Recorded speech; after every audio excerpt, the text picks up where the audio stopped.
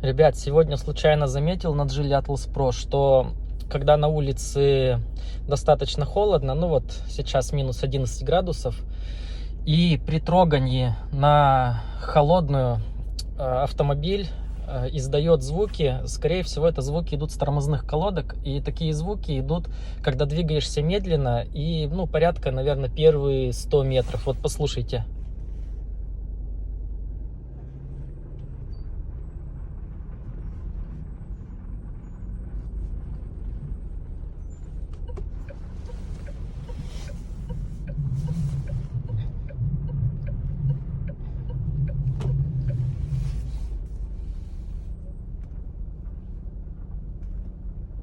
Все, сейчас звуки пропали. Не знаю, слышно вам, нет, было на камеру. Скажите, а на ваших автомобилях есть такое? На Renault Captur у меня такого не было.